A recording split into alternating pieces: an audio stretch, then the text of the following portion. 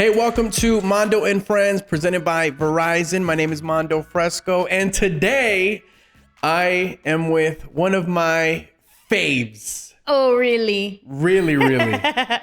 Favorite comedian, actress, author, Anjelah Johnson. Anjelah, how are you? I'm good. How are you? I'm doing great. I'm so happy, to have you here on Mando and Friends. It's been a while. Yes, very long time. Man, we first met when you were doing when I was at Power, we were doing those comedy shows. Yeah. It's like Comedy Fiesta days. Mm-hmm. And you would shut it down every single time. Oh, thank you. Super sweet always. Thank you. And I was still pretty new into the stand-up game at that time. Man. I remember being so nervous at those shows because it was huge. It was, you know, those outdoor venues. There was thousands of people there, and I'm with all these other amazing comedians, and I was like, well, I can't be the one that bombs. You know what I mean? Like, but yeah, those were some fun times for sure. Yeah. How many years have you been doing this for now? I think 15. 15. I think 14 or 15. That's amazing. Yeah. Let's go back a little bit. Do you remember the first time that you were like, I want to be on stage and I want to do comedy? Yes. I didn't want to be a comedian. I wanted to be an actress. And this kind of goes back to how I even just started, but so you can get a little backstory on when it happened. I didn't want to be a comedian. I wanted to be an actress. I was going to this church at the time that was very entertainment industry focused.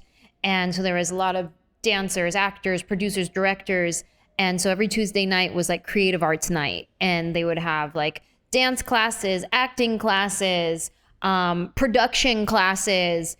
I was in the acting class. We would play improv games. I was funny. And there was a woman there named Lisa Alvarado. And she came up to me and she was like, hey, I'm teaching a joke writing stand-up comedy class. Do you want to come and take my class? And I was like, oh no, is it free? And she was like, yeah. And I was like, I guess. Like, I had no desire to be a stand-up comedian at all. And so I ended up taking her class.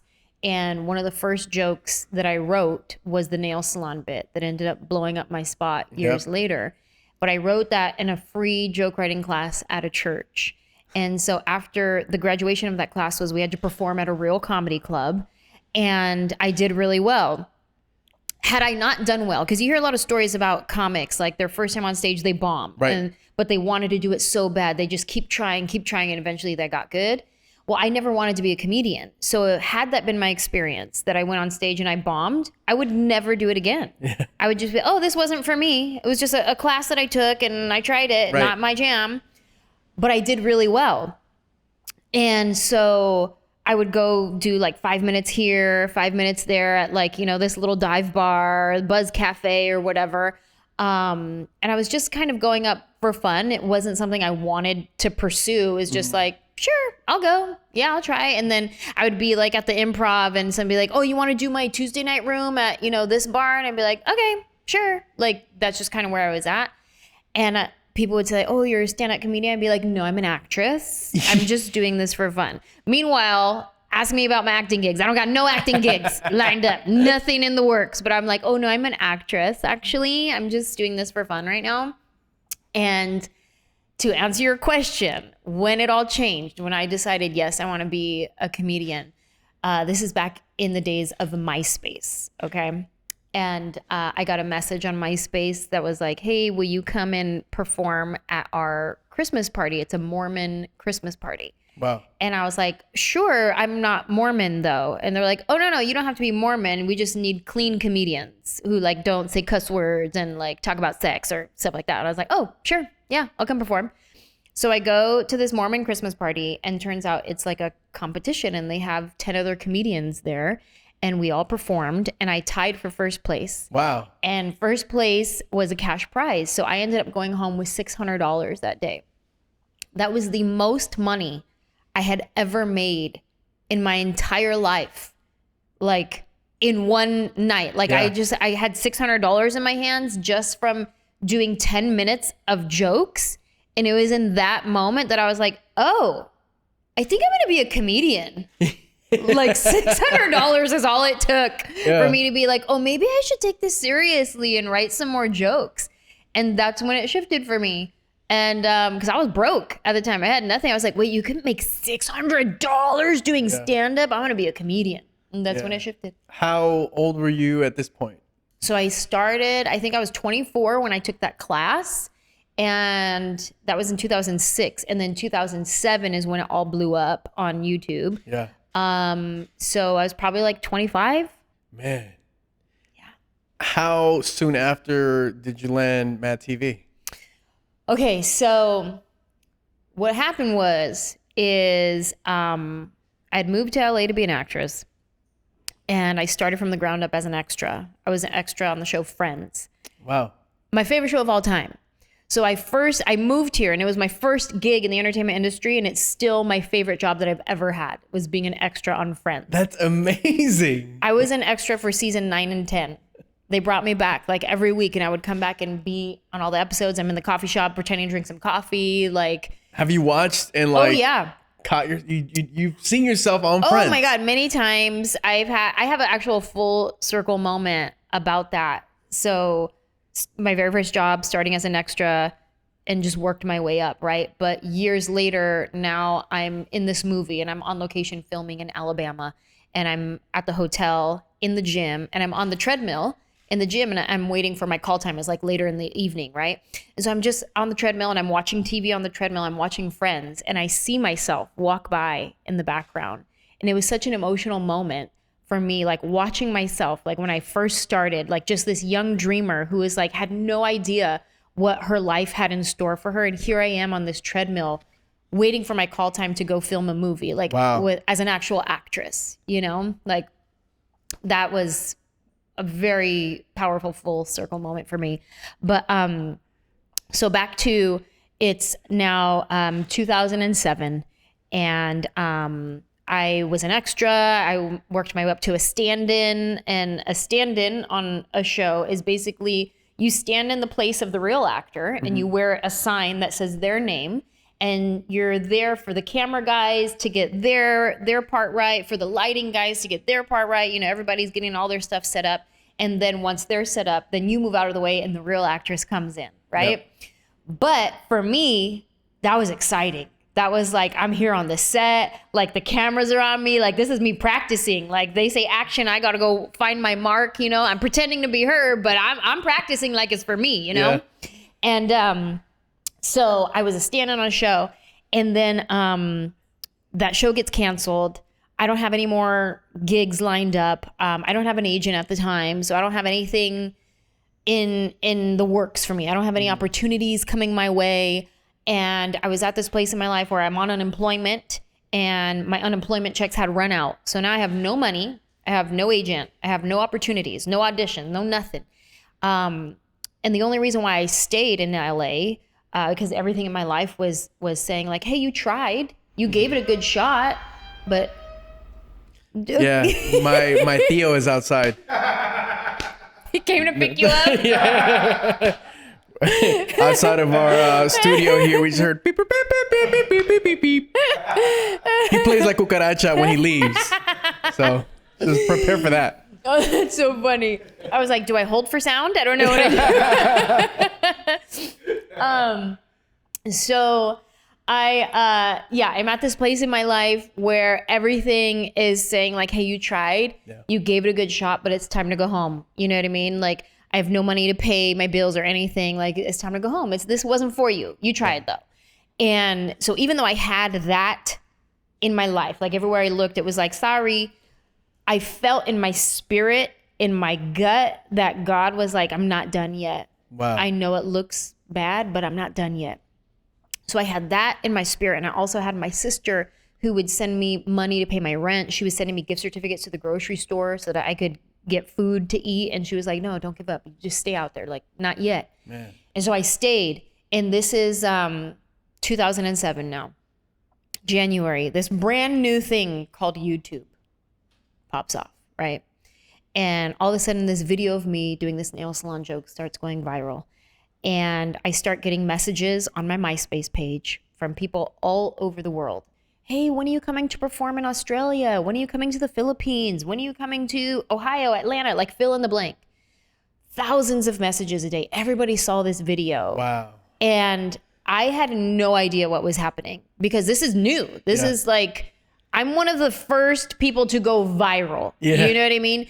So I'm like, oh my God, I don't even know what this means. And then I started getting messages from network executives, assistants, because I didn't have an agent. Nobody knew how to get a hold of me. So I would get a message. I was like, hey, I'm the assistant to so-and-so at Fox. I'm the assistant to so-and-so at CBS, ABC, NBC, fill in the blank. Wow. All these people were like, my boss wants to meet with you, da, da, da, da, da.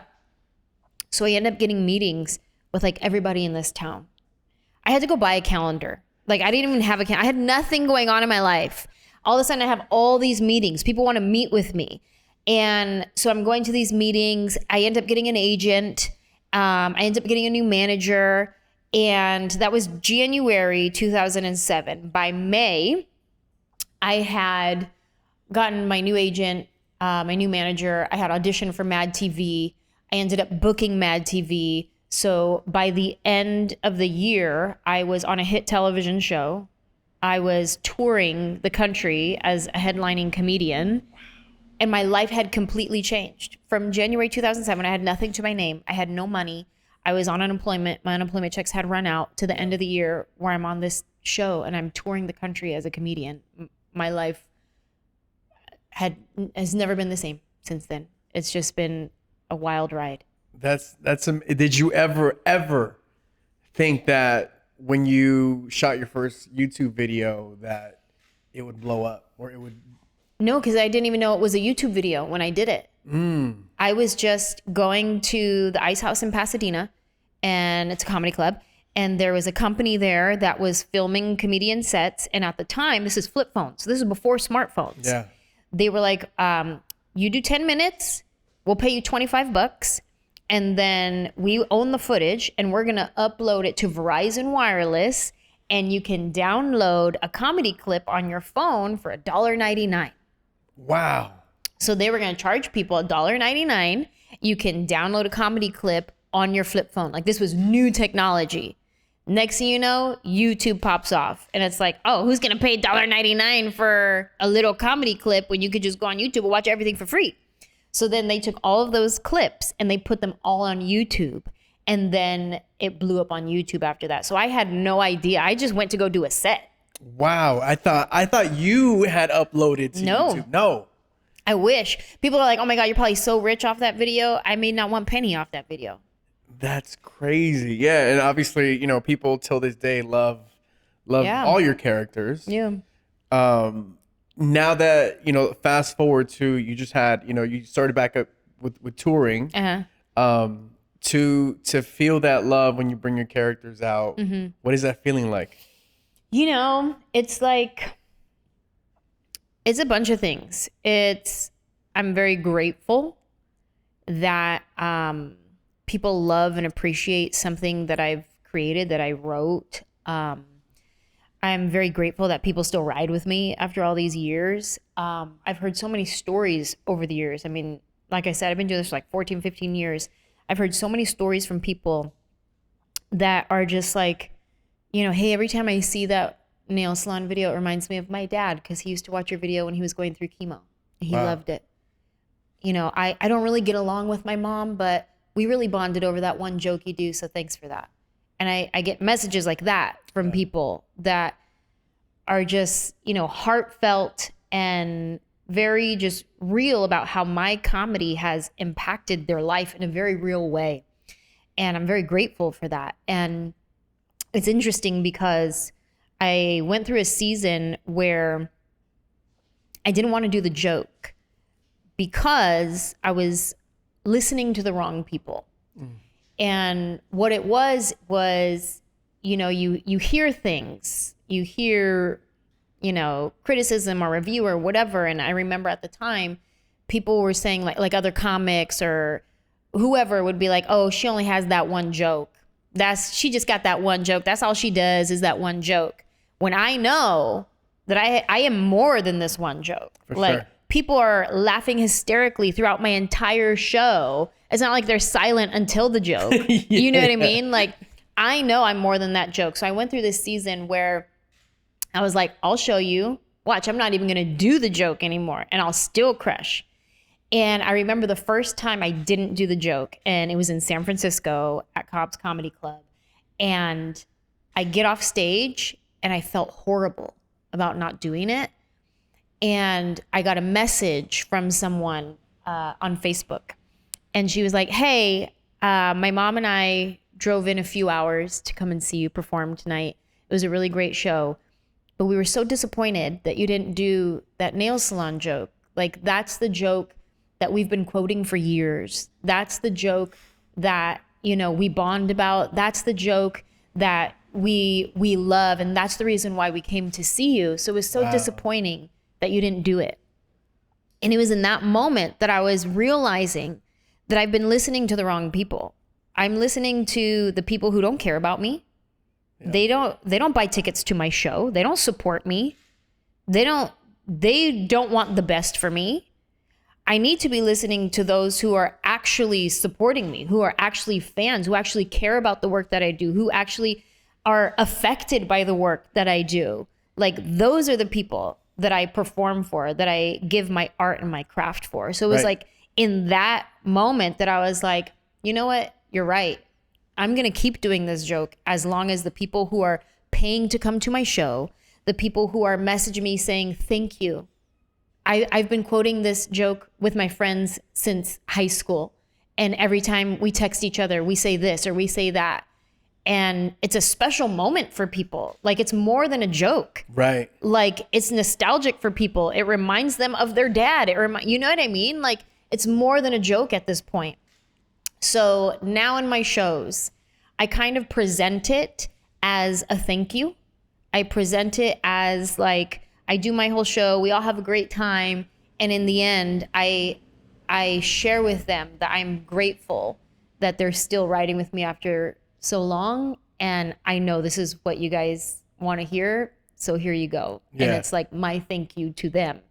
And that's beautiful. That's that joke. I can imagine, you know, for you as a comedian, when you're on stage, you're a performer at the end of the day. It's like, you know, going to see someone at a concert, right? And singing, rapping their you know, some of their biggest hits. Yeah. It's like going to see Daddy Yankee and him not doing Gasolina. Right. And you're like, are you kidding me? Bro. I'd be pissed. Yeah. No. So I think that's such a beautiful thing. The way that your fans, your followers, you know, connect with you through your comedy. I also think it's a beautiful thing that you read your messages. You said MySpace, Facebook. I know you read IG because that's where I hit you up. Yeah. I read as many as I can. You know what I mean? I'm sure there's lots that don't get to. The ones that I don't read is YouTube. I don't read YouTube comments. That's like going on Reddit and putting your name in to see what people. No, thank you. Yep. I don't read YouTube comments. Wait, but YouTube comments are like so horrible that. So like we get a kick out of it. I have these Travis Scott Jordan 1s, and we were reading the comments, and some dude was like, this dude is wearing fake Jordans. His swoosh is backwards. It's like, bro, that's how the shoes are designed. Like, that's, you know, these are the type of trolls that live on YouTube sometimes. But I wanna talk about like the plus and minuses of social media. Yeah. How do you deal with, like, obviously hecklers maybe on a show while you're performing at a show? How do you deal with like bullies or people being negative on social media? So at a show, luckily, I rarely get hecklers. The hecklers that I get are drunk girls. You know what I mean? So they're not trying to like mess up my show. They think they're helping my show by going woo at random moments just because they're drunk. You know what I mean? They're like, what do you mean? I'm trying to show you I'm having a good time. And you're like, okay, but I'm in the middle of a setup right now. Like, people need to hear that. So I rarely get hecklers at my show, which I'm very grateful for. It's people coming out to have a good time, Right. you know? Online is different. Everybody has an opinion online. Everybody's real bold and brave online. You know, nobody can see your face. You're not saying it to somebody's face.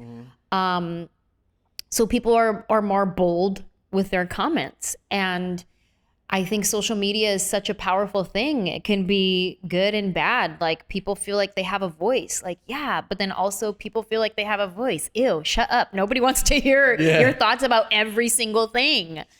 And like even this morning, somebody messaged me like, hey, how come there's no outrage about this one particular thing that recently happened? Like, how come there's no outrage from you about it? And I was like, well, because sir, it's not my business or your business to be putting your opinion out there. Like there's already enough outrage in the universe. Why do we need to put more? Right. Mind your business. Go have a good day. You know what I mean? Like, so on social media, I made a promise to myself that I was going to only respond in love to people. And I've kept that promise maybe 50% of the time. There's sometimes where I just ignore. There's sometimes where I clap back like, oh, really? Okay. But then there's other times where I do respond in love and I'm like, hey, I'm sorry you feel that way. Not my intention to make you upset, but have a good one. Yeah. You know, feel free to unfollow. That's all right. I'll be okay. You know, but yeah, it's a crazy world out in these social media streets. Yeah. Yeah. Talk to me about the positives of social for you. The positives for me is seeing people, how my work, my life is affecting people's life in a positive way. Yeah. And, you know, people saying, hey, when you said this in your Instagram stories, something as simple as that, it made me think about my own life. I've had people tell me like watching you be so loving, open, and accepting, I had the courage to come out to my family. Wow. And now this person is on a path to like living a more free life because of something I said on my Instagram stories, you know? So I feel like the positive things of social media is the human connection.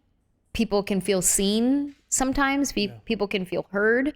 I think another positive thing is careers can blow up. Like my career blew up from YouTube. Yeah. You know, there's now TikTokers who are getting millions of dollars from endorsements. Like, I think that's amazing that this little family in Texas can make some content and now have money to support their life and their family from making content. Like, that's amazing. I love that. I feel like, yes, put more money into the hands of the people and not just the corporations. Right. You know, like I started in my career filming commercials. I've done a commercial for Verizon, for Visa, for Snickers. Like, I've done a bunch of commercials and that's great. But I love that now brands are like paying certain people to be like, hey, do a skit about our company and we'll give you money. Yes, do that. They're creative. They're funny. Pay them for their work. Pay them for their ideas and their thoughts so they don't have to go to university to study, you know, branding or whatever, and then eventually get a job at a branding company and eventually pitch an idea that will hopefully land at Snickers, and then their idea will make a commercial. Like, no, they'll make their own commercial in their living room. Yep. It's going to take them 15 minutes and they're going to get lots of money and then they're going to pay their bills and they're going to provide for their family. Yeah. It's a beautiful thing. Yeah. What's happening right now. By the way, we've mentioned Verizon a few times. I think we have to. Can we get Anjelah sponsored? Can we? Listen. Check this out. So you've done a commercial for Verizon, right? Early 20s. Early. Like, look for it. And send it to me, Verizon, if you have it, please. I would like to see it. You performed when we were doing the Comedy Fiesta. That was the Verizon Wireless Amphitheater. Oh, yeah. That's right. There was something else where you mentioned Verizon. What was it? Oh, the flip phones. The flip phone? Yeah, it was going to be, the clips were supposed to be uploaded to Verizon Wireless users, yeah. So your Verizon was recording you, and now you're on a podcast. presented by Verizon. Come on. Verizon, can we like make it happen? At least like let's send her a free. What do you have? Do you have the latest phone? I mean, I have an iPhone 13. Oh, you're good then. Who am I? No, we don't need to sponsor you. I You're don't good. even know who my phone company is. We gotta make it. We gotta make it happen. We gotta make it happen. Let's do it. Let's do I'm down. something. I'm here. Yeah, look at that. How can you say no to that face? You know. No, Anjelah, I'm so happy. You know, everything that has been going on. I know. You know, we were talking for a while to have you on the show. You've been busy. Yeah. A lot of things popping up for you. Talk to me about your book. Who do I think I am? Stories of Chola wishes and caviar dreams. Yes. Please break that down for us. So, one, the fact that I even have a book is what? You know what I mean? Like, just incredible. So, Incredible. who do I think I am is layered. It's stories of self-identity, growing up Mexican and American, but not speaking Spanish with a last name Johnson. I always wanted to be more Mexican than I felt like I actually was because I didn't speak Spanish, because I had the last name Johnson. Like, I wanted to be a chola real bad, you know? But nobody was scared of little payasa Johnson. So, Little payasita. nah, like, no, they're all, who are you? You know? So it's stories of self-identity, even like in my faith, growing up Christian and then evolving as a woman and deciding like I subscribe to this, but I unsubscribe to this. I subscribe to this, but you know what? I unsubscribe to this. And evolving and like, who do I think I am in my faith even? Stories of self-identity, like very layered. But it's also being this Mexican-American girl from San Jose, California, who wanted to be an actress, but I would never say it out loud because I was embarrassed. Yeah. Because where do you be an actress in San Jose? You don't. Like, that was so far-fetched to say I want to be an actress. Like, I might as well say I want to be a princess. You know, like that's what it felt like because it wasn't even like an actual attainable dream. It was just like a fantasy. Yeah. I'm not going to say that out loud. That's embarrassing. So I just tuck it away in my heart. And then I had a friend who moved to LA and she started in commercials. She was in music videos. And I was like, oh my God, I know somebody famous, you know? And I remember telling her one day, like, I would love to do what you're doing. And she's like, if you ever move out here, I'll help you get started and I'll help show you the ropes. And so now this far-fetched fantasy was becoming an actual attainable dream that I could go for if I had the audacity to do it, if I was bold enough to do it. So who do I think I am is also a story of chasing your dreams. Who do I think I am to say I want to be an actress when I don't know anything about acting, when I live in San Jose? Who do I think I am to move to LA and go up on stage and try to do stand-up comedy and make people laugh? Like, who do I think I am? So it's like stories of chasing your dreams when you really have no business on the outside looking at it. Yeah. You have no business going for that. I remember telling my dad, I want to be an actress. I'm going to move to LA and I'm going to be an actress. And he was like, why are you going to do that? You don't know anything. Who's going to hire you? You know? Like when it looks like you have no business doing that, the audacity you would have to go chase your dreams. Man. So that's what the book is about. Self-identity, chasing your dreams, and all my crazy life stories. Man, talk to me about your parents telling you, like, no, don't do that. Listen, now I can look back and say my dad was trying to protect me. You know? I can say my dad is speaking from a guy who probably had dreams himself that he didn't go for. That maybe because he had kids young, or because he just had to provide for his family, or maybe because he didn't think he was worthy of whatever his dreams were. Mm-hmm. I don't know what my dad's feelings are, but I can say that I think my dad was trying to protect me in that, in saying like, you don't know anything, nobody's gonna hire you. Yeah. Like, it's hurtful in the moment. When I was 20 years old hearing that, it was hurtful. But now, after lots of therapy, I can look back and say, hey, he was trying to protect me. Thank you, Dad. Thank you. And my mom too, I remember telling my mom, And her response was, I'll believe it when I see it, you know, which was hurtful in the moment. But now looking back, I can say my mom was saying that out of one fear, fear of me leaving her house. I'm 20 years old. I've never lived anywhere but my mom's house. And now I'm going to move to a whole different city. Yeah. And Hollywood, you know what I mean? Like, I can say that my mom was probably speaking out of fear, you know, but I'm sure she's probably speaking out of too, like, I've just been living in her house and like, that seems like such a big thing. Okay, let's see if you actually do it. And then I did it, you know, but now they're both very supportive. Amazing. My dad's the first one to ask for free tickets to my show. Yeah. Because he wants to take all his buddies, right? Oh my God. Oh yes. Oh yeah. Hey, your cousin, so-and-so. I never heard of this cousin ever in my life. You know what I mean? Yeah. You know, when I started, my parents weren't very supportive either. And again, it's not that they didn't believe. I think they didn't understand. Yeah. And it's difficult to understand someone else's dreams and aspirations, right? And like you said, I think they wanted the safe route. You know, my dad would say, you know, go work at a bank. You know, like go work. I initially through grade school, I was going to this medical program to become a doctor. So I'm sure you can imagine that, like, being super proud. Mi hijo va a ser doctor. My son's gonna be this, you know, big doctor. Blah blah blah. And then I'm like, I'm gonna do radio. You know, I'm gonna do TV. And they're like, what? No, like don't do that. And it took them a while. It took them. I'll share my story with you. But how long did it take for your parents to understand that you were up to something big here? As soon as well, here's the thing. So when taking it back to the story where I called my friend on the phone and was like, hey, I want to do what you're doing. And she says, if you move to LA, I will help you get started. Right around that same time, I ran into another friend of mine who I hadn't seen in years. And she was like, hey, guess what? I'm a cheerleader for the Oakland Raiders.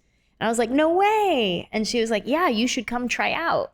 And I was like, no way. That's not my jam. And like, I grew up cheerleading my whole life, but that was like competitive, like stunts, tumbling, like athletic cheerleading. Yeah. The Raiders was more like glamorous, shake your pom-poms, look pretty. And I'm tomboy, you know what I mean? So I was like, oh, I'm good. Thank you. But I was in this place where I'm like praying about it. Yeah. And I have my friend in LA who's like, I'll help you get started. I have my friend here who's like, come be a Raiderette. And so I was like, you know what?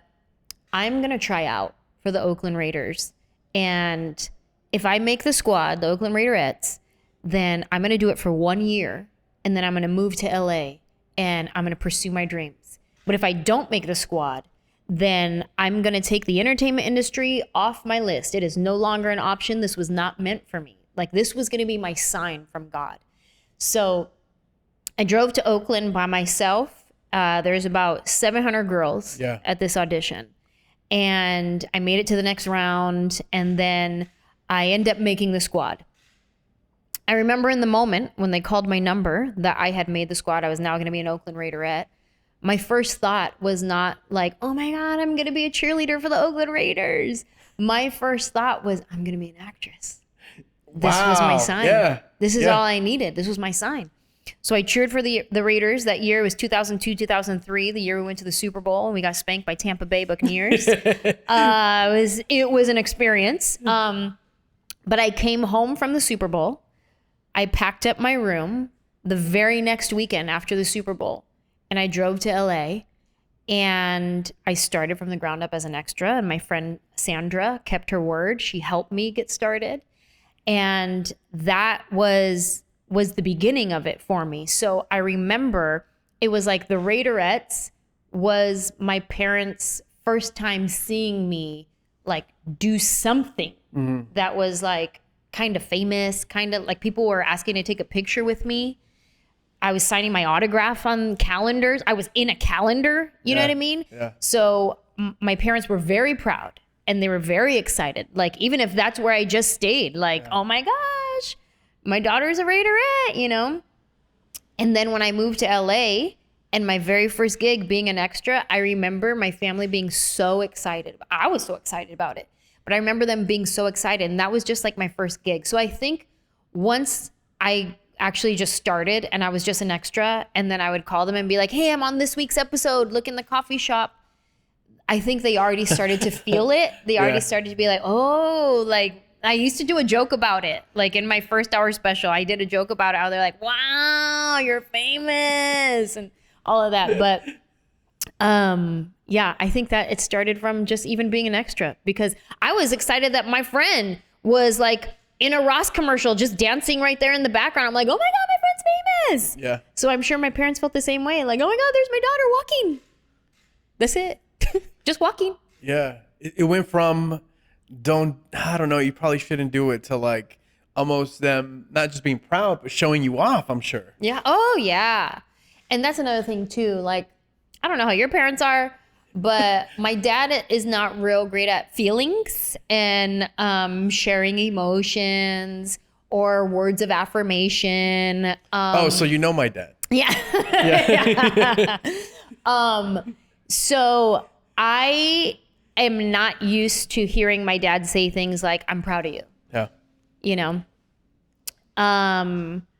Even when my book just came out, I think like a week and a half went by. I hadn't heard from my dad. And I sent him a text and I was like, actually, he sent me a text of a bowl of chili verde. Just wanted me to know what he was eating. And he was at some family's house in Arizona and he sent me like, hey, I'm with Marvin Trish. Look, we're eating chili verde. And I was like, oh, it looks good. And then I was like, did you see my book came out?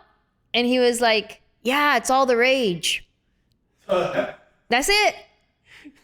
That was my congratulations. Yeah. Yeah. That was it. So growing up and even in my adult years, I am not used to hearing my dad's affirmation. Mm-hmm. I'm proud of you, you know, things like that. But I would hear from other people, from his friends or my aunts and uncles, oh, your dad's so proud of you. He talks about you all the time.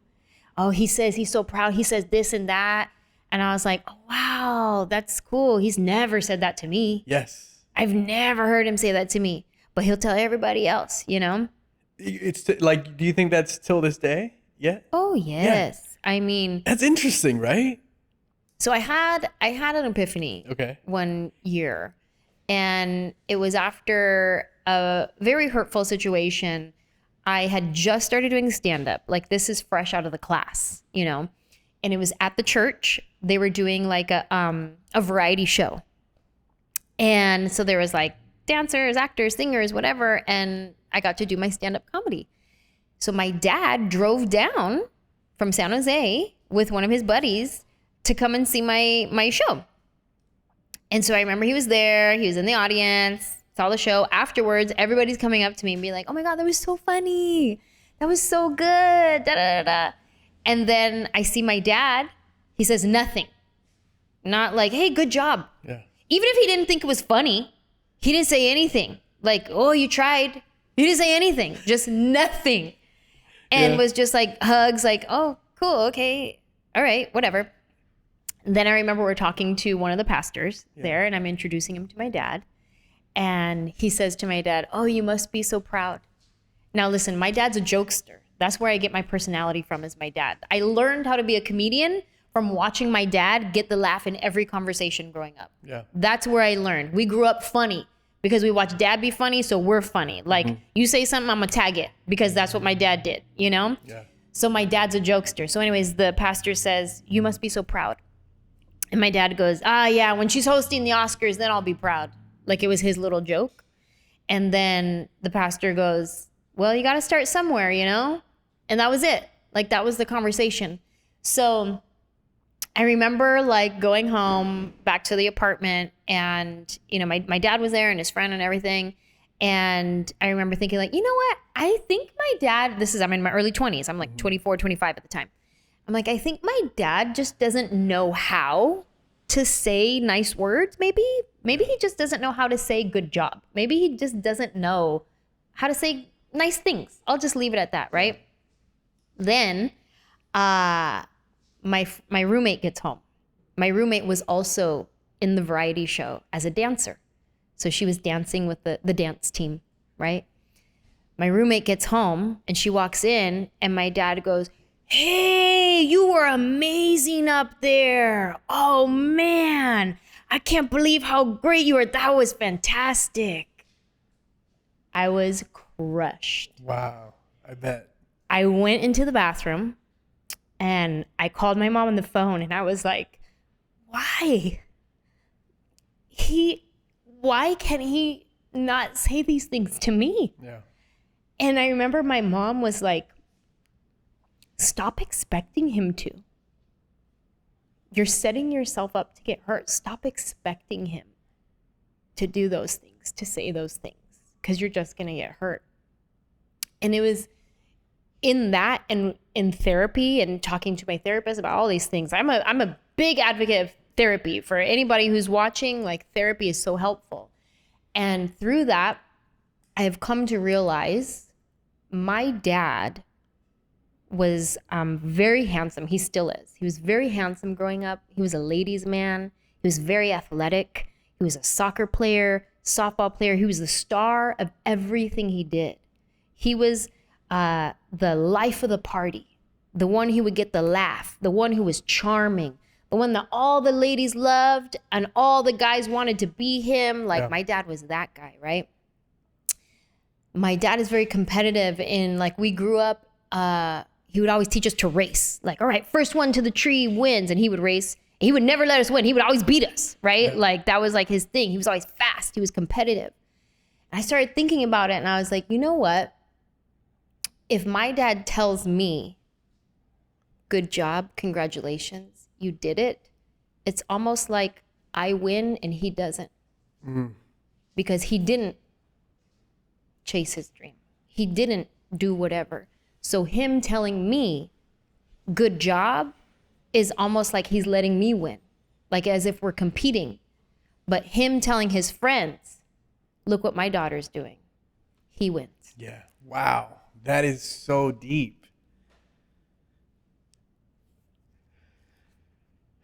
That's deep because I thank you for sharing that, by the way, Ange.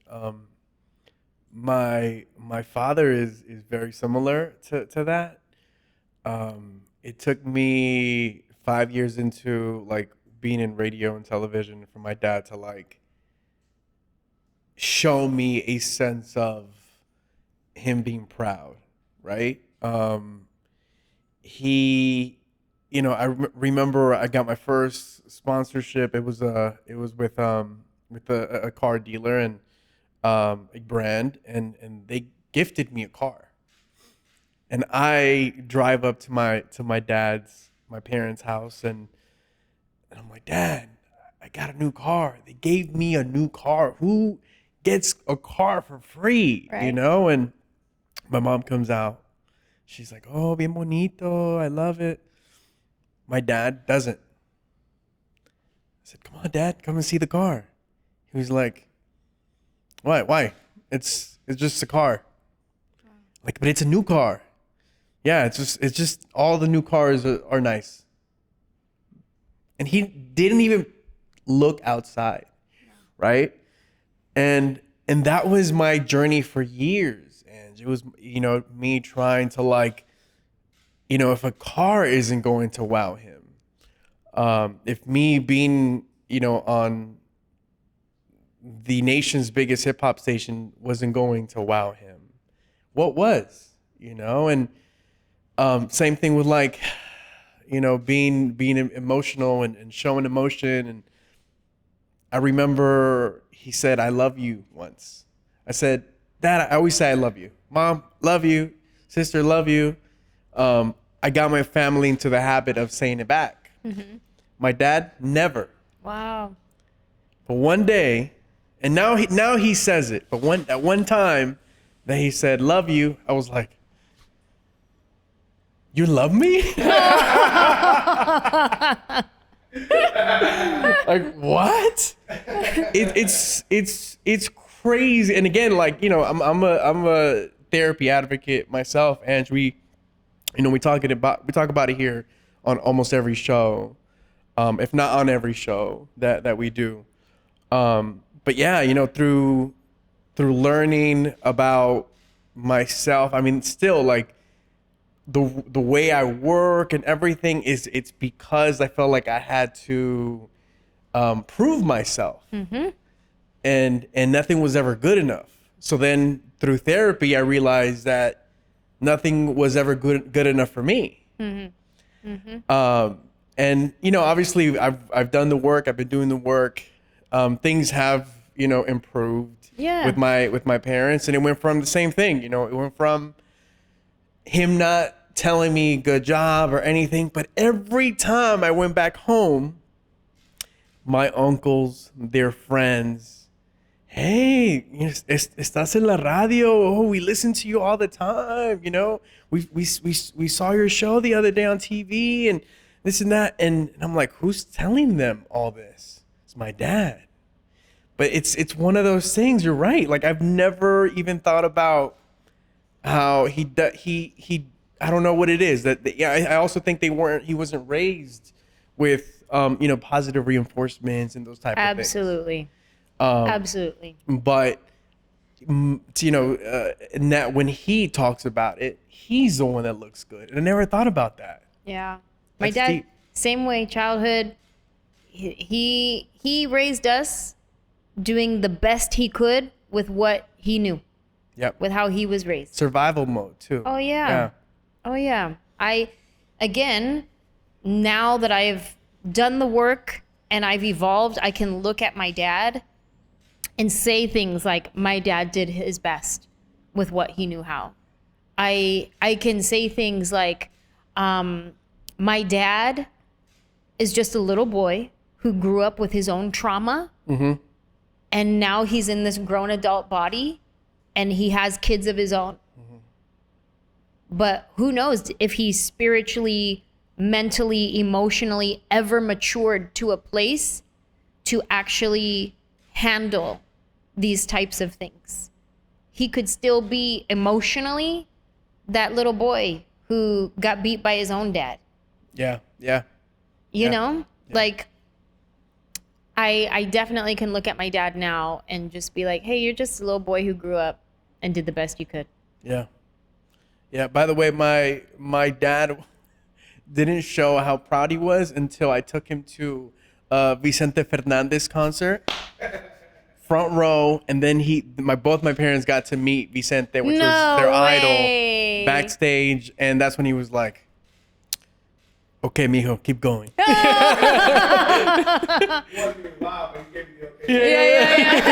That was the stamp of approval right there. Was to meet Chente. Right. Yeah. Did he cry? I feel like that'd probably be the only time he showed emotion. Right. Like, did you just tell Chente that you love him before you telling me that you love me?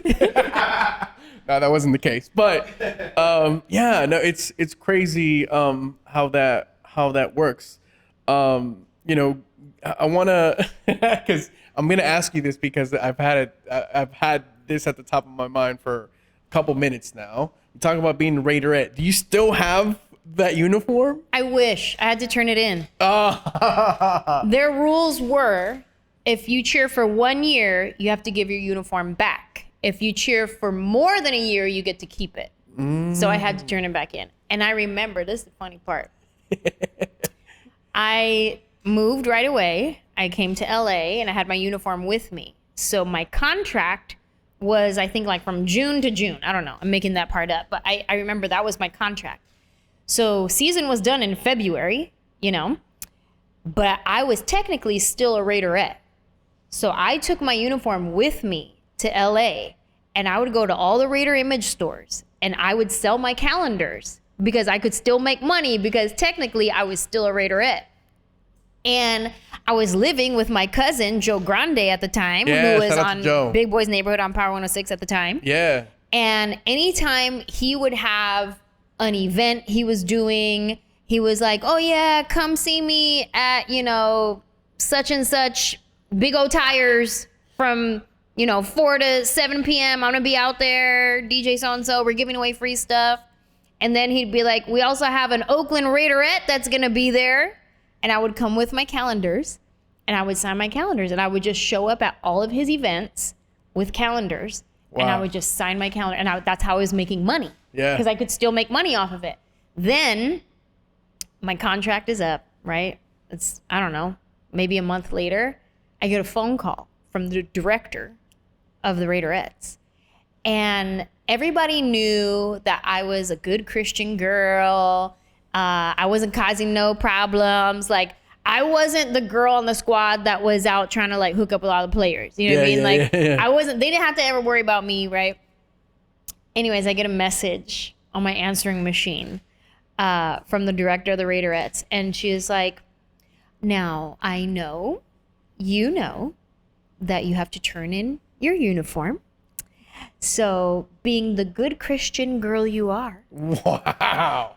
We expect to receive it sometime soon. Like, she full on put the guilt on me. Like, don't you dare try to keep this uniform because you're a good Christian girl. Wow. So you better believe I packed it up and I shipped it out. I was like, oh, you're right. You're right. The Lord is watching.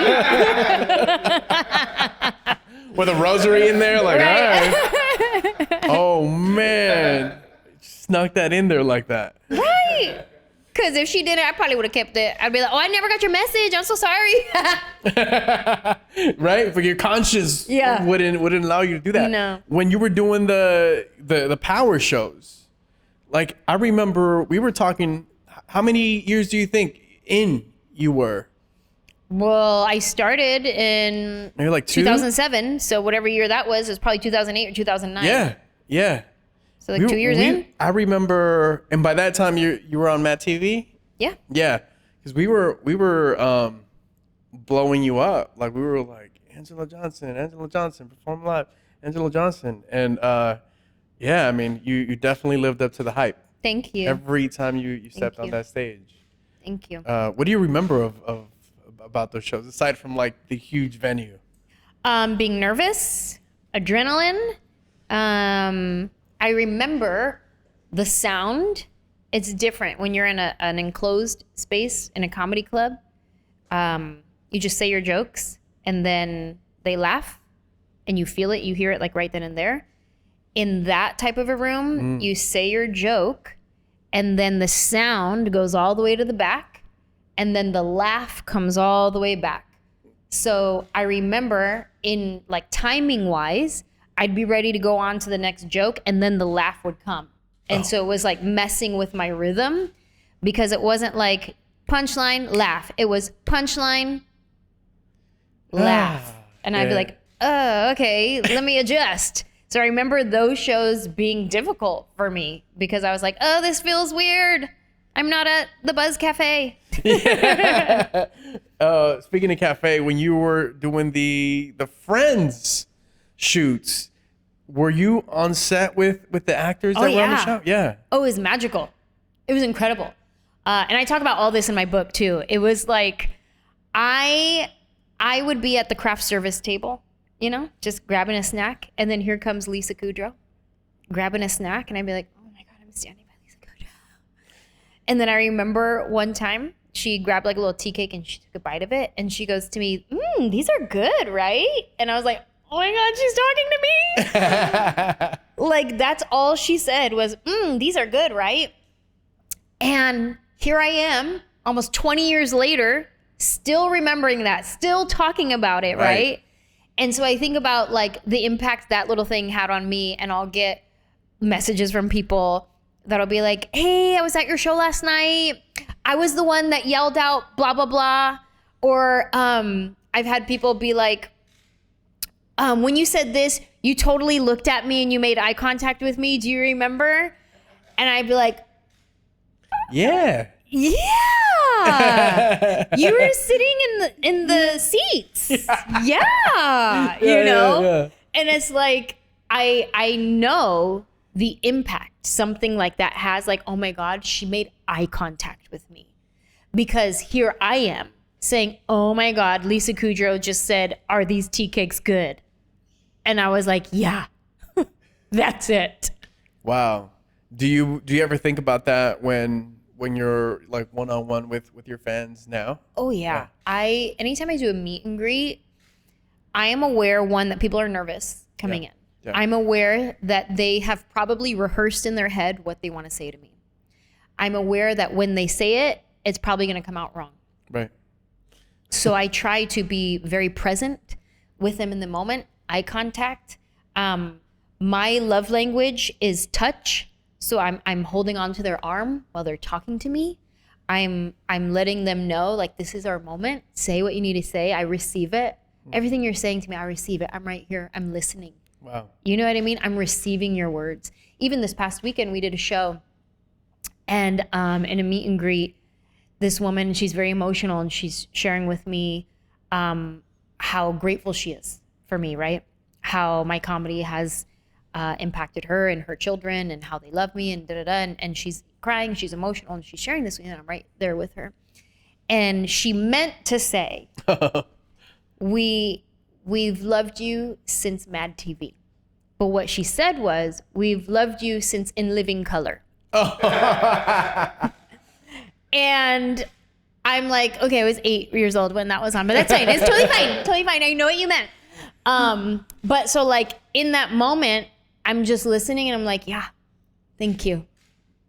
Thank you. Maybe her friends will tell her later, girl, you said In Living Color.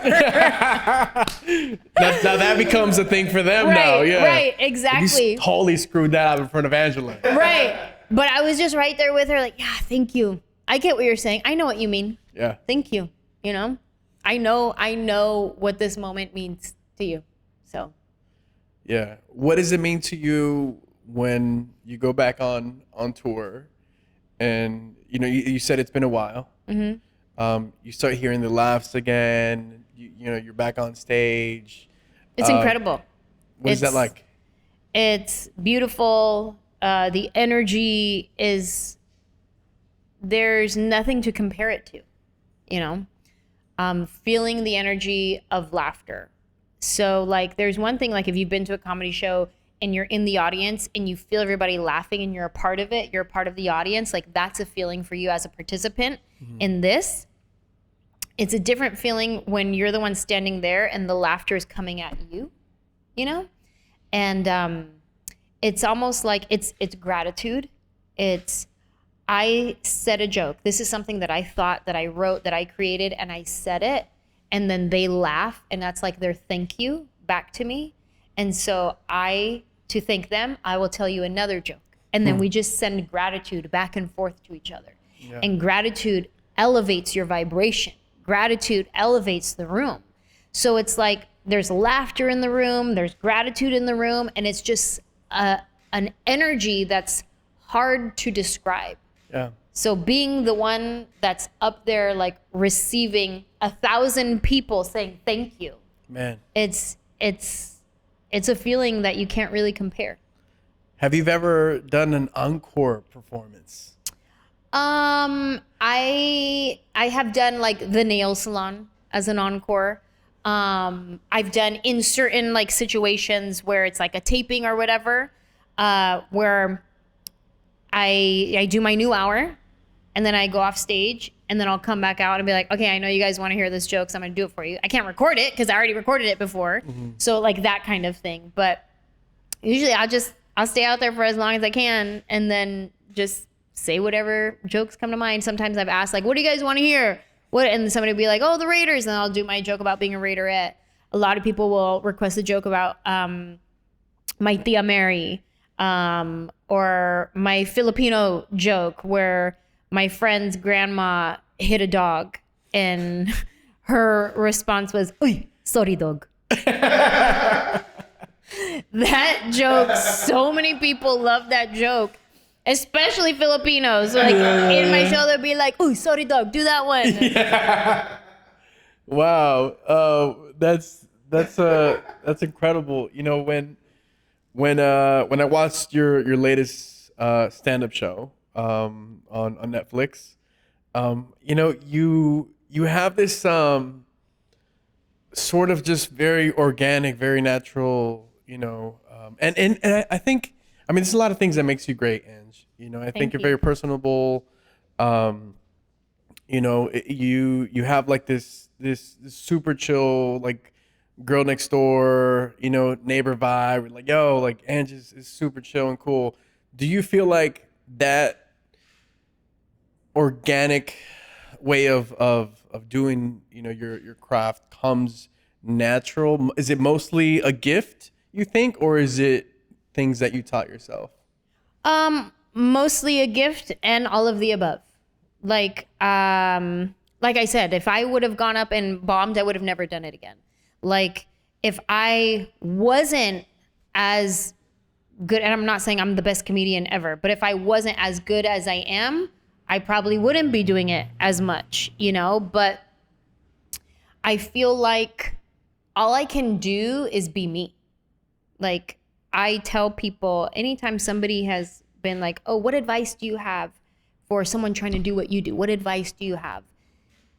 I always say, do you and do you well. Because there's only one you. There's only you. You're unique. You're special. And you can hear that and be like, oh, yeah, sure. But I'll paint the picture like this. I will get an audition to play Detective Rodriguez on a show. I'm going to show up to this audition. There's going to be 15 other girls that look exactly like me.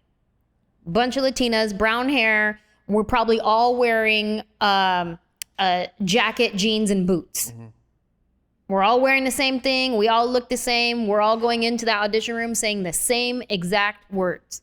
So I can look at this situation and be like, oh, wow, I'm a dime a dozen. What, they're probably going to pick her because she's been on way more TV shows than I have. I recognize her. Oh, they'll probably pick her because she's way prettier than I am. They'll probably pick her because she just looks tough. She looks like she would be a detective. I can start doubting myself. Mm-hmm.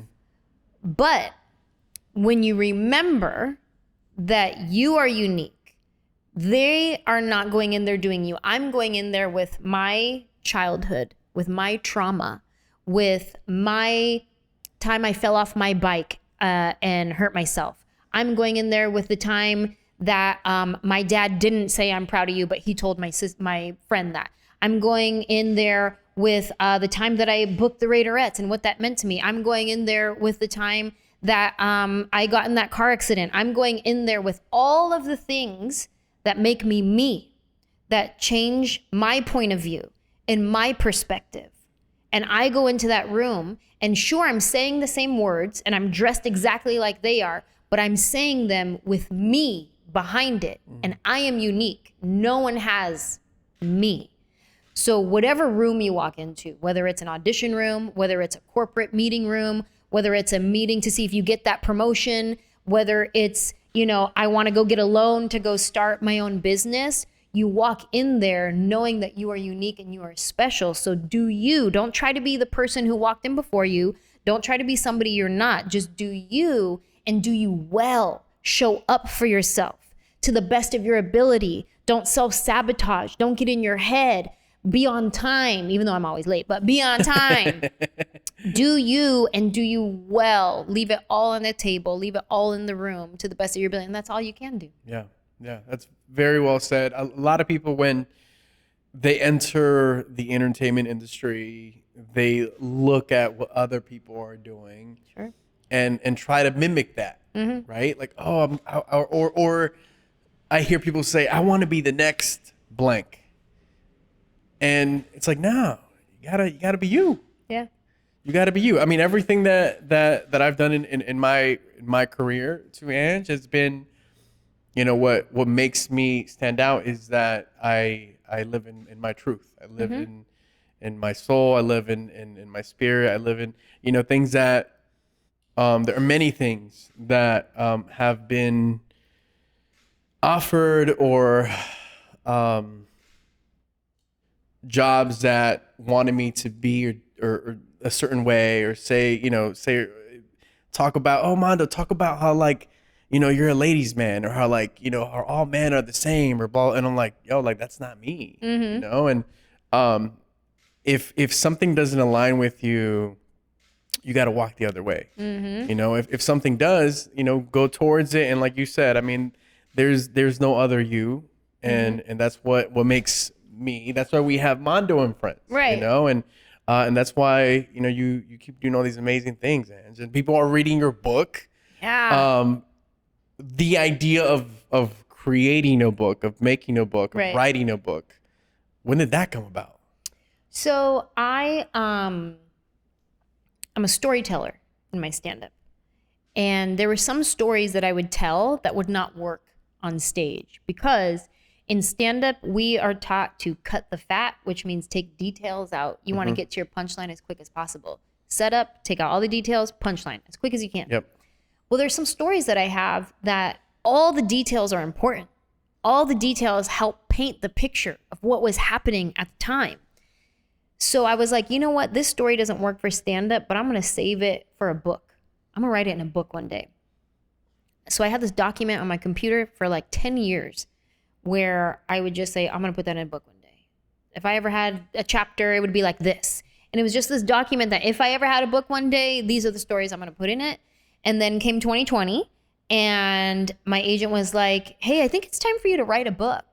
And it was like, I felt my spirit within me like bubbling. And I was like, oh, I think you're right. I think now's the time.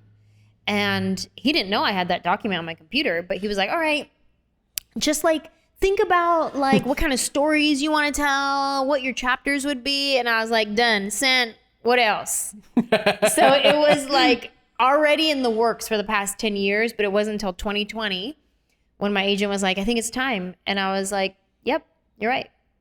It's time. And you did the audio book too, right? Yeah. That's cool. Yeah, that was fun. It's like, if you have ever been a fan of my stand-up, then you'll probably be a fan of the audiobook because it's me telling my stories, which is what I do in stand-up. So that in itself was way more exhausting than I thought it was going to be, because it's not like you just sit there and read each page and go to the next. You have to worry about like your mouth noises, like taking a breath at the right point. Because when you're just reading to yourself, like you don't care what it sounds like. Enunciation. All the things. Inflections in the word. And yeah. Oh, it was exhausting. Yeah. But it was very cool. It was cool to do that. And I would be thinking about like the people listening. Yeah. And so I would say a story and I'd be like, you know what? Let me do that again. Yep. Because I know I can deliver this more a little like a performance, you know? So it was cool. What's next for you, Ange? My tour. I just kicked off my tour at the Will Turn here in LA. And it's the first of 65 plus cities that we're doing. And it goes all the way until November. So I'll be touring for this whole year and promoting my book, getting my book out there. And who knows what happens after that. During these tours, are your tour? Is it like a comedy / book tour as well? So my show is just my stand-up show, but in some of the cities I will be doing book signings and I will be showing up at, either a local just mom and pop bookshop or a Barnes and Noble, like whoever will have me, Yeah. So I'll be doing some book signings, and also it's the Who Do I Think I Am tour. So I'll be having my book at the show, and a lot of things that I talk about in my show are topics from my book, and the book will go into more details. And, like I'll mention little things here and there in my set. And then if you read the book, you'd be like, oh, this is what she was talking about, That's lovely. That's amazing. And I know you were dancing recently too. Yes. Wait, yeah. Tell me a little bit about that before we go here. So I was on Fox's The Real Dirty Dancing. Yeah. Which was their reality celebrity competition show. And they flew 8 of us out to where they filmed the actual movie Dirty Dancing. And they had us reenact scenes from the movie, dances from the movie, doing different choreography with like famous songs from the movie. And it was celebrity partnered with celebrity. So it's not like we were partnered with a professional dancer. It was like, my first partner was Howie Dorough from the Backstreet Boys. And then I ended up being partnered with Tyler Cameron from The Bachelorette. And it was an incredible experience. it was grueling. It was hard work. You know, we're learning a dance and then 24 hours later performing it in front of cameras, in front of everybody, you know. So it was a lot of hard work, but it was an incredible experience that I'm so grateful for. And I mean, I love the movie Dirty Dancing, and to be able to do something that like honors that movie and is you know, I get to reenact scenes from the movie. I get to pretend to be Baby in the movie. Like, incredible. It was a lot of fun. Was dancing? I mean, I know you did cheer for a while. Does that come natural to you? I'm not a trained dancer, like technical trained, but I'm a cheerleader and I have rhythm. I know how to pick up choreography, but this was definitely different. It's like, it's one thing being a cheerleader, being like 5, 6, 7, 8, like that's totally different than like toe touches, like than partner dancing, you know, where it's, you work with your partner as one. It's very intimate. It's very sexy. Yeah. Like that was a whole new world for me. Yeah. Well, you killed that. Thank you. Killed that. And you're killing everything that you're doing, Ange. Thank you. I'm so happy, again, you know, to see you continue to shine. And I know there's a lot more that is going to come your way. Thank you. Before I let you go today, I have rapid fire. Okay. With Anjelah Johnson. Let's go. $1 million or 1 million followers? Oh, wow. Interesting. Like 1 million more than I already have. Right, of course. Shoot, that's a little good stunt question. right there, you know? That's a good question because I could invest a lot with that $1 million. And then I know that 1 million followers means more to brands that will also give you endorsement deals. But I would say I'm going to take the $1 million and I'm going to go have my husband invested in real estate. Nice. I asked the guys this the other day. You guys took the money, right? I was like, I gotta do the followers because then I'll make more. Yeah, but it's like a long-term investment. Right. It's like you won't see the return right away, right? But you know, start growing and like, you know, I could my ticket sales will go up. 1 million more people that'll see my clip and go, oh, I'm gonna come see her when she comes to McAllen, Texas. You know what I mean? There it is. So it could work that way too, but I'm still gonna take the cash. Yeah. I'm not mad at that. Favorite Spanish word? Mira. It's one of the only ones I know, and I say it all the time. Mira, look at you all fancy now. Mira, she's all cool. Yeah. It also invokes important, like if something of importance, like mira. Yeah. Right? Yeah. Totally. Special word. Yeah. Salsa or merengue? Salsa. Favorite piece of tech that you use? Like technology? Tech? I mean, my phone, I guess. Yeah. My phone. Yeah.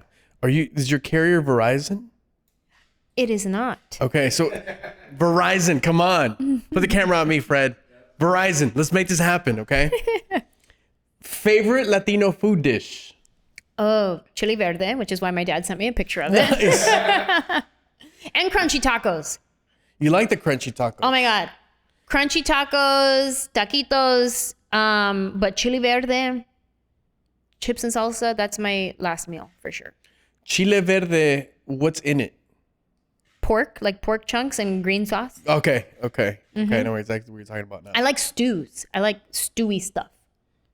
If you like stews, Oh, I made one the other day, banging. I'm not even a good cook, but I don't know. It's like the Lord were like speaking through my hands that day, and I was like, "Oh my God, this is so good." It's like Ratatouille, but like through God's exactly energy. What'd you cook? Was it chile verde that you cooked? It was like a guisada, like it was beef and this red sauce, and it was banging.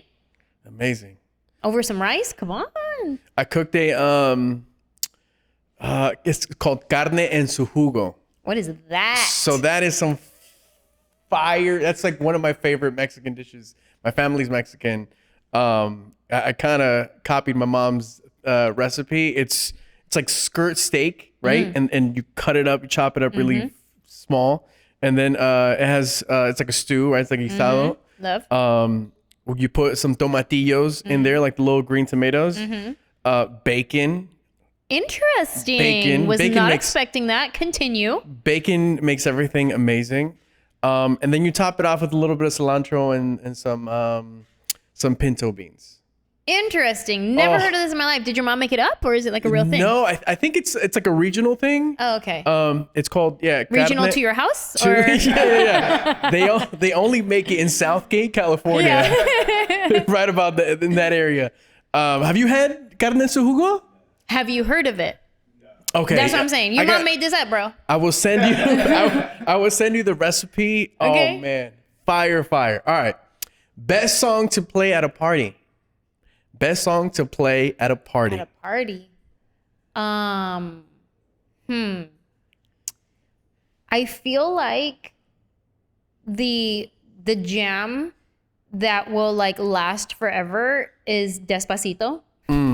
Like I feel like as soon as that comes on, whether you're at a wedding or wherever, you're gonna move. You're gonna be like, oh yeah.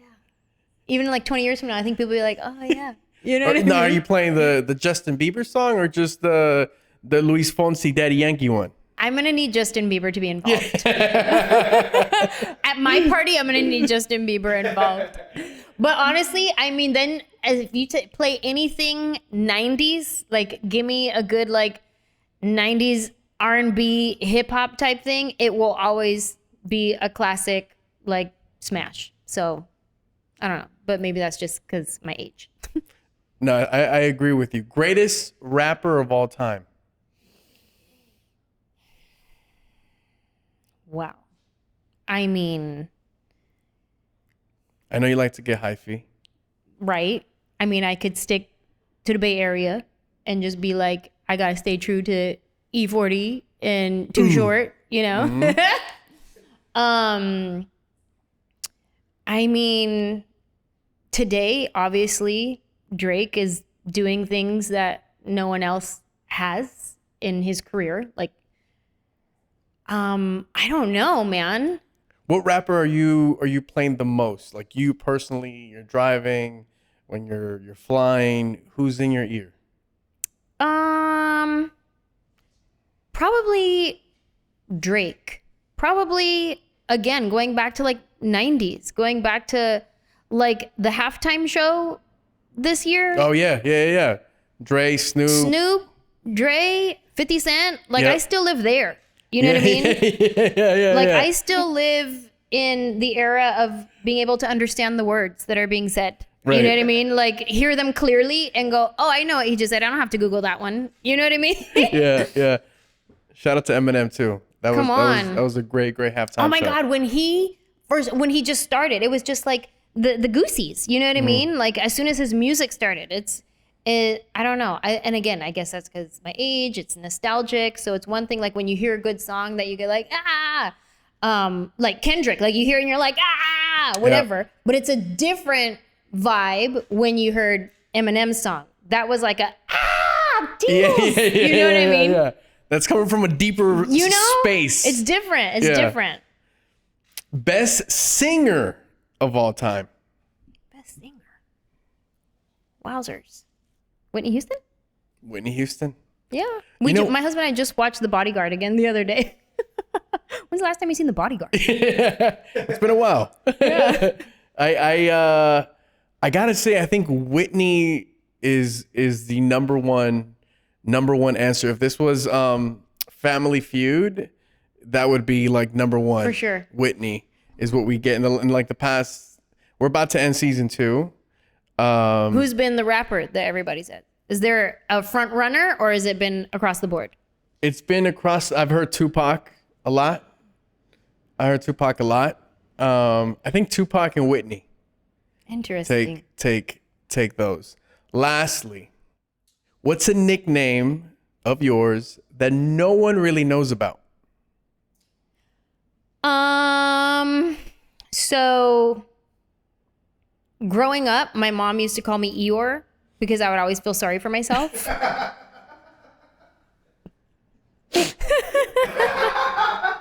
I love Eeyore. Because growing up, my sister was 3 years older than me, and then my cousin were like her age and older. So they didn't want to play with me like at a certain age, you know? So I'd always be like, nobody wants to play with me. So my mom would call me Eeyore. Oh. I gotta try about two. Yo. And out of everything that you said, you got me crying. You got me tears down my eyes because of that Eeyore nickname. So, Eeyore, thank you so much for coming down to Mando and Friends. Anjelah Johnson, thank you again. We love you. This is your home. Thank you know, you. next time you're in town, we'd love to have you back. Thank you. I'm so happy to again, see you continuously like kill it out here, and to see your star just shining brighter and higher every time that I see you. So Thanks, congrats. man. Thank you. I appreciate it. And for whatever it's worth, I'm proud of you. I appreciate that. It's worth a lot. Thank you. No, I am, and you know what? I just briefly going back to when we first met. You've always been so good. I wouldn't have believed that. I mean, you were obviously like, you're still young, but you were young then, younger, and just knowing now that you had just kind of started your career, I would have never known, because you were that good from the get. Thank you. Thanks, Dad. Yeah. Like I watched him get the laugh, and so it was just in me. It's one of the things that's in my blood, and that's what I say is I am who I am because of you, Dad. Thank you so much. I'm successful because of you, and I'm also in therapy because of you. Anjelah Johnson, thank you, and thank you so much for watching Mando and Friends, presented by Verizon.